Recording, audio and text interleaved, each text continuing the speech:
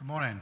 I'm going to give a presentation on Lightwave logic. I have a number of slides here, probably too many, so if I'm going a little quickly, the slides will be available.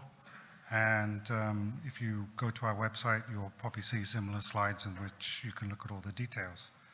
So let's get started. Safe harbor slide. In fact, the next slide really sums up the way we're feeling at Lightwave Logic, and that's what we're really excited about, the progress we've achieved in the last year.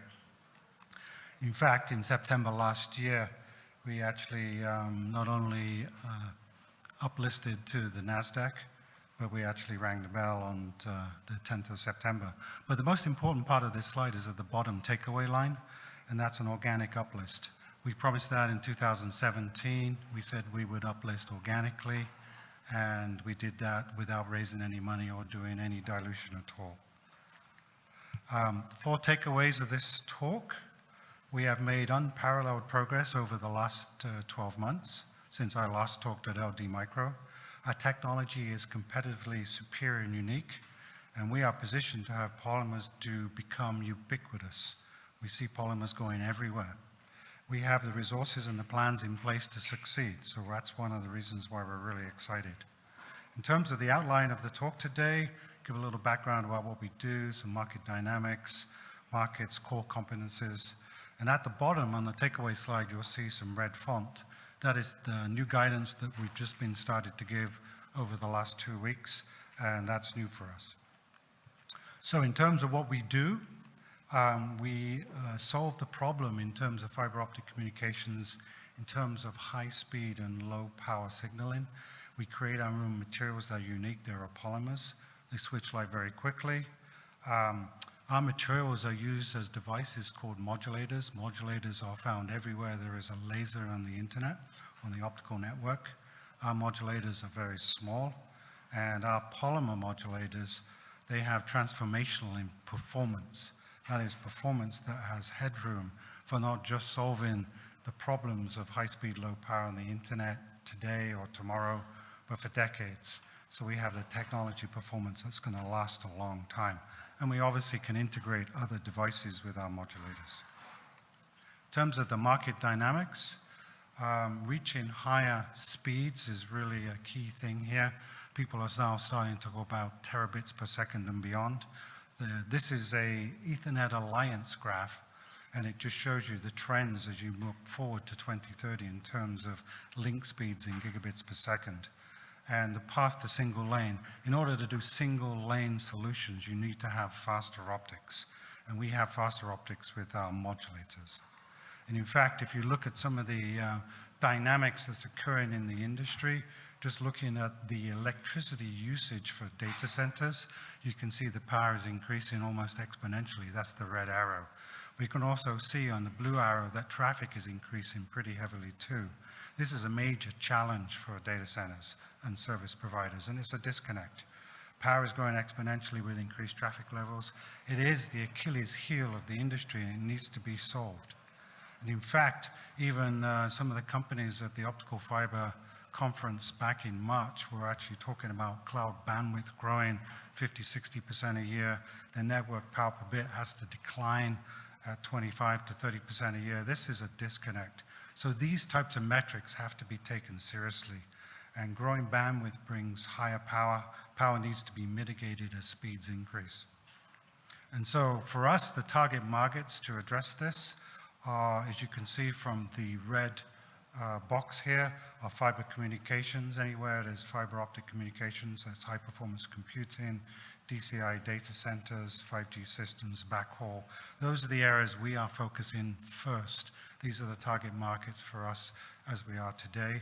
But we can also see from this graph the target markets can also explode into many different, very exciting market verticals that include displays and automotive LiDAR, etc. And these are big markets. If you look out to 2030, these are great opportunities.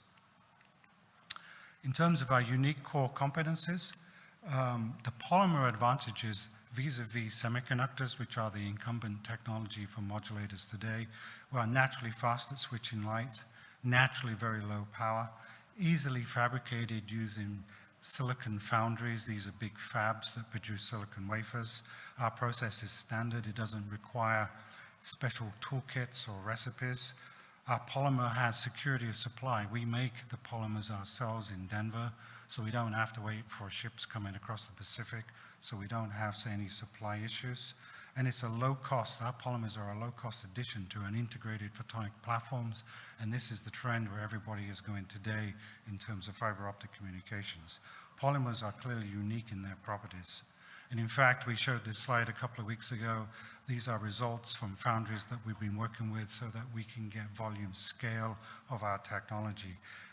The interesting thing about this slide is not only the pictures that you're seeing, but the takeaway at the bottom, standard silicon fabrication components built in silicon foundries. And in fact, if you look at some of the size of our modulators, they're actually quite small. Here we're showing a 1x8 array of 8 modulators, 1 millimeter wide, total of 9 millimeters across. Size really matters when you're trying to put this technology into fiber optic transceiver boxes. And in fact, if you compare that to, on the left, thin film lithium niobate, which is an 800G module that was shown in a conference about 3 months ago, they have 8 modulators powered by 1 laser. And if you do the same thing with polymer modulators, you can see at least 30x better. In fact, it could even be 60x better, depending on how you position the modulators in the same form factor. This is huge in terms of increasing the data rates and keeping the power in check. And in fact, where do our polymer modulators go? Well, you can see from the green arrows, they go into transceiver pluggable boxes. These boxes go into the equipment, which is the switches and the routers that you see in the data center equipment. And the form factor that the modulators go into is, for example, the OSFP, which is a transceiver standardized size. In terms of the business strategy, our strategy is 3-pronged: selling components, licensing our polymer materials, and doing tech transfer to foundries. And so you can see here in number 1, our prototype testing is underway for future modulator sales as part of a silicon photonics platform. We are in the process of negotiating supply agreements for polymer materials to generate royalty, and we are discussing tech transfer as a part of the process development kit, which is the recipe, if you like, if you're in a kitchen, it's like your food recipes, the PDK with the foundries. In order to be able to license the technology and do tech transfer, you need to have a strong patent portfolio. Here we can see that the patent portfolio is very strong. We have 60% of our portfolio in materials, polymer materials. 40% of that portfolio is in things like turning those materials into devices, how to fabricate those materials, high-speed design, and integrated chip and device packaging. About 50% of our portfolio is US-based, and the other 50% is international. And you can see that we're actively looking at building the portfolio not only internally, but through acquisition, as well as actively filing new patent applications. We believe you need this to have opportunities to scale volume manufacturing. In terms of partnering for success, there's a lot of words on this slide, but the essence of this slide is that partnering allows us to focus on our uniqueness, which are the polymers. Efficient use of capital means we don't have to build big silicon fabs, and so that these fabs are already scaled up for volume. That allows us to prepare for volume. And we're doing that by transferring our process, our recipe of fabricating polymers from our small fab in Denver into some of these big silicon foundries. And so this slide we showed for the first time 2 weeks ago. This is volume scale with silicon foundries.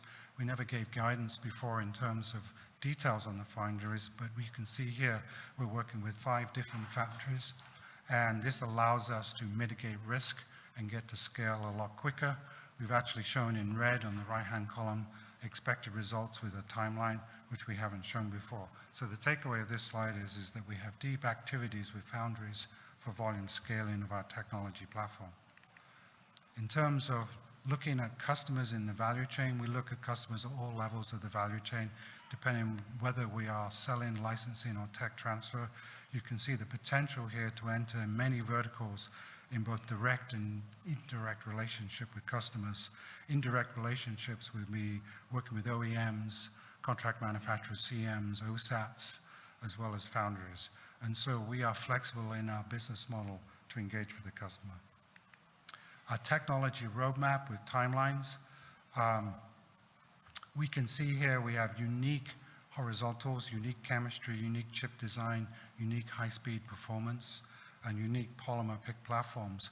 And we're showing you some timelines for the first time on this roadmap, giving everybody some idea of when we'll be ready on our technology roadmap to provide unique value to the industry. And we will also see in orange the future generation of performance that will impact the marketplace. The business roadmap with timelines that we've never shown before gives an idea of how our customer interaction is going, how our qualification, design, and verification and partnership and working with foundries is progressing. And so driving forward with high-speed, low-power polymer platform to impact the industry. And really, one of the big aspects of this slide is the foundry partnering. And so we produce polymers, but we actually worked with a company in Europe that used our polymers in a different type of device, different type of modulated device. And they actually published their results at a major conference last year, in this case in ECOC in 2021. And we can see here that they actually received a world record performance with a different type of a plasmonic modulated device using our materials. So what this actually means is that electro-optic materials that we produce can demonstrate world-class speed of operation irrespective of the device design. In this particular case, this was extremely competitive with other modulated technologies.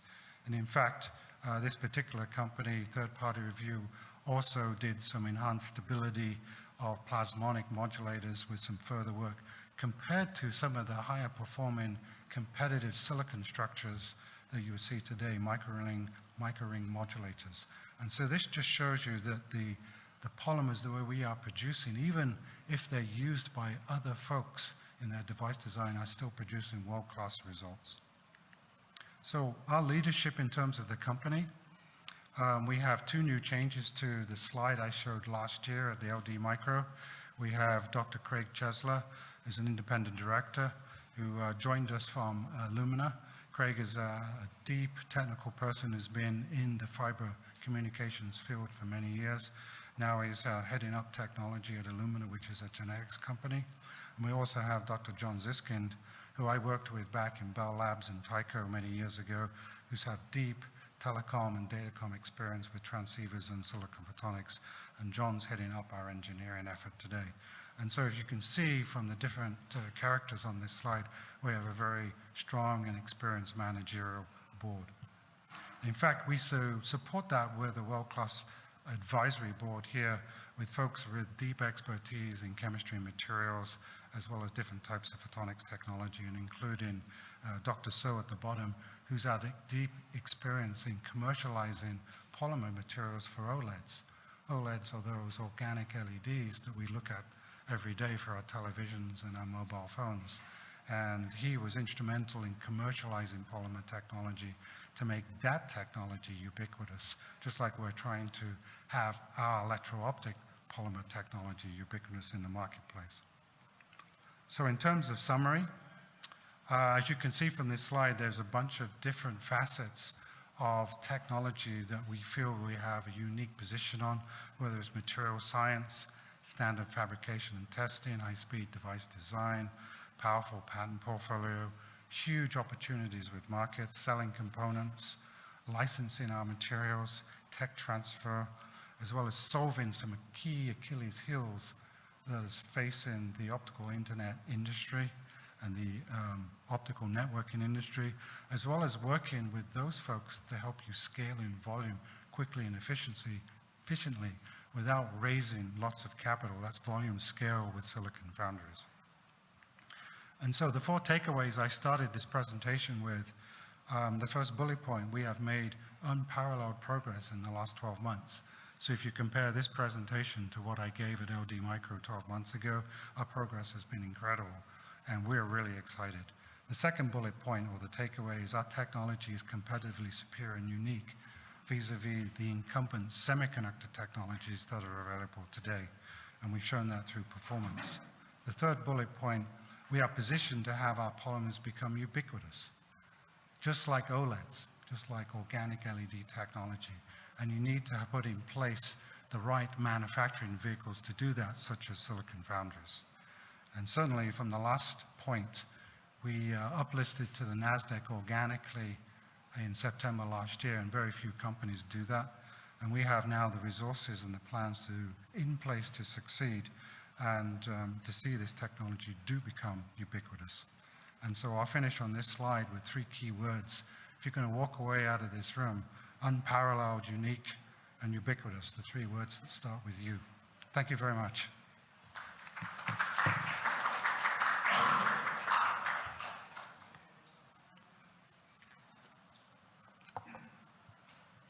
Yeah, it's a question. Yeah, I just have a question. Like, who do you consider that your top competitors are within the space?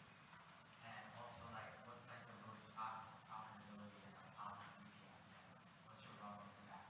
If you know like what's going on in the market, and you only look like those stock, your stock, like your stock is trading at like $20 right now. And I'm just wondering like how you view the market condition as well. So when I look at the question of competitors, the main competitor technology, the incumbent technology today is semiconductor modulators. So if you look out today, you see silicon modulators, and you see indium phosphide modulators, and you see lithium niobate modulators.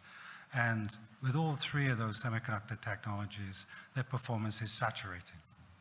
And so if you look out for the optical networking needs over the next decade and the next 2 decades, using the technology roadmaps, and we're part of the World Photonics Roadmap activities that have been going on with Asia, Europe, and the United States. You find that the polymer technology platform has the runway and the performance to continue the high speed and the low power that's needed by the customer base, whereas the semiconductor technologies are struggling. And so when you have an incumbent technology and you have a new innovative technology, this is a great entry place for new technologies, especially if incumbent technologies are slowing down or they're saturation. And so from that standpoint, we see other modulators as being our key competitor. Now, we've been in the field of polymers for a long time. We've been developing electro-optic polymers for the last decade. And so we're far ahead of anybody else who's thinking about using electro-optic polymers. I know there's a few universities that are looking at the technology. And one of the things that we've seen over the last year is more people have shown interest in electro-optic polymers in the last 12 months than have in the last 10 years. Why? I think it's because they see the opportunity too. And it's a really big opportunity, especially if you can displace all modulators that are semiconductor-based with polymer-based. And that's what I mean by ubiquitous. Just have polymer modulators everywhere. Now, in terms of your second part of your question, in terms of our business plan, we haven't provided detailed guidance in terms of revenue expectations yet.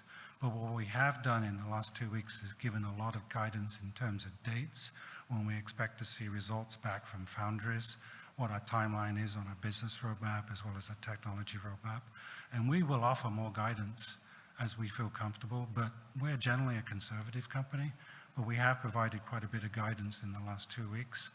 But I think from that standpoint, you know, the slide number 3 that says we're really excited, we are really excited. This is a great opportunity that's just exploding right now. And, you know, Jim and I were at the Optical Fiber Conference in March. Now, we've been told over the last 18 months, and our presentation really hasn't changed, that high-speed, low-power modulators are needed. And that's through NDAs, you know, and private discussions. But at the conference, which is the biggest conference for optical networking in March, it was public. I mean, as if the gloves were off. And the system companies, the customers, if you like, were saying, we need technologies to do this, and we need them now. And so this is public. You have to have high-speed, low-power, and small-sized modulators, because that's what the customers are demanding, and they know they need this type of technology. And there's various reasons for that. But as we get further into the development cycle, we will be giving more guidance. But as of right now, the timelines that the red font is as much as we can give at this time. There's a question, yeah. I wanted to understand the timeline a little bit better as well. So, working through with the foundries, it seems like the time period is second half to the beginning of 2023, and it is at that point then it'll be up to the end user customers to engage with you and the foundry to actually create product at those foundries. I just want to. I'm not like they're not the end customer, I guess. Yeah, no, that's a question that comes up a lot. When you work with a foundry and you do tech transfer, there's two opportunities here. One, the overlying answer to your question is as a business model, we have to be extremely flexible. A lot of the customers are vertically integrated. They pretty much have everything from chips to systems. And so they know what they need. They also have existing foundries, existing OEMs, and existing CMs that they work with. So sometimes customers want to work with you directly, and sometimes they say, no, go work with company X or foundry X because we have an existing relationship. And so we have to do both. We have to be flexible enough that the foundry can take our PDK and can offer our PDK, our technology, and then get to the customer that way. Because if you think about what foundries are in the business to do, they're in the business to just run more wafers. They just really want to run more wafers through their factory.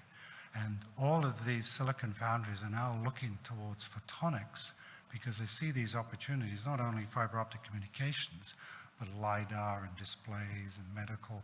And so you're seeing a lot of the foundries go, wow, there's a lot more wafers to be run. And so they would like to offer not only customers that we work with, as well as their own customers, the facility to take this technology and run with it. So I think you have to be very flexible here, both from the royalty standpoint as well as the tech transfer. And that's what we're offering. I think there's a question up front. I was going to ask, are the foundries are manufacturing your polymer, or will you have to invest in building manufacturing capacity yourself, and how much would that? Okay, so our facility in Denver, while it has a 1,500 square foot clean room, I know this is 2 minutes here, that's not big enough to scale. You have to work with something bigger, and that's where the foundries come into play. Although we have a very large chemical facility where we generate our polymers, our chromophores and our polymers, and that's big enough to scale. And so we will always generate our polymers in-house. And yes, foundries will get to use those polymers, but we will control the generation of those polymers because that is, if anything, our secret sauce, and that's what we want to keep hold of, and that's where we have leverage. And so, yes, we'll work with the facilities that can ramp volume in a way that we feel is capital efficient, but the generation and the guaranteed supply of our polymers will control ourselves. And how much modular equivalent material can you produce now? We feel that internally we can produce enough for what's required. I mean, I'm not going to give quantitative numbers. And we feel that the foundries we're working with, there's more than one, of course. We showed 5, because 5 mitigates the risk, because we want our technology to be ubiquitous. So we feel the plans we have right now are valid for the volumes that we're predicting. And so we want to see scale, and we want to do it in a way that is very efficient on our capital and very efficient in the way we grow the business. Was there, I can't remember if there's a question over here or not. Did I answer your question? Yes. Yeah. Thank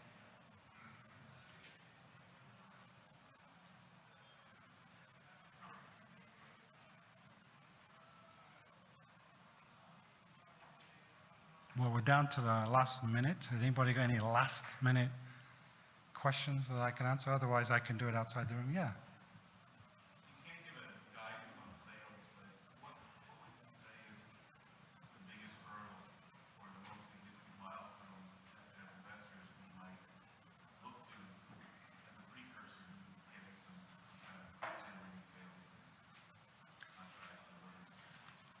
So we showed for the first time actual pictures of work that was done in the foundries. We came here a year ago and said we're working with foundries.